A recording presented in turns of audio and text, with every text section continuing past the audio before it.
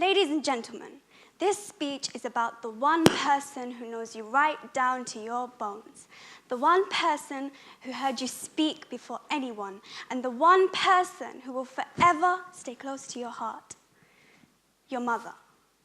One mother in particular. She's Jamila, my best friend, and most importantly, my mother. So here's my story about my mum and me. The story of a teenage girl who went to school one day to find out that her whole world had turned upside down. And no, it wasn't because she lost the streak on Snapchat. But this is the story of a teenage girl who went to school one day to find out that her mum was close to death's door. The story of a 31-year-old mother of 4 who could no longer moan about the beds being made, the chores being done, and the mess that needed to be picked up off of the floor. Because my mum was no longer mum anymore. Instead, she became patient. A patient who was diagnosed with a brain tumor the size of a plum. I hereby stand before you witnesses today and confess, I have a real hatred for plums. 20th of August, 2015. 3 words. Intensive Care Unit. Also known as ICU.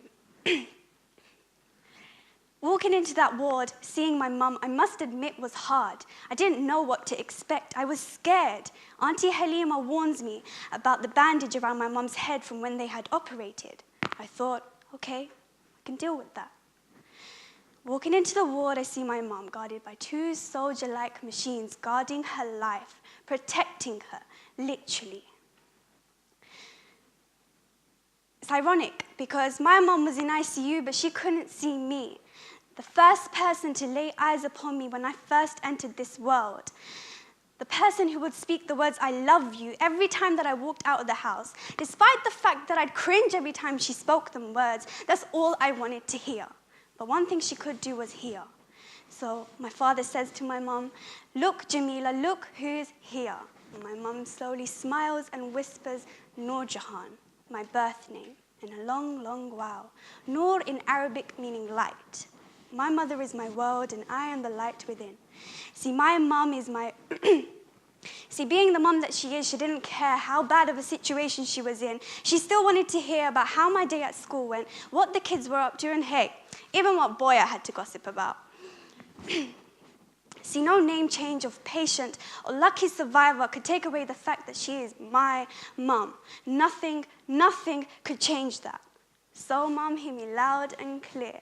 27th of March 2017, 2 years later, and you are still standing tall and strong, and I am prouder than ever. So, ladies and gentlemen, this is my story, the story of my mum and me.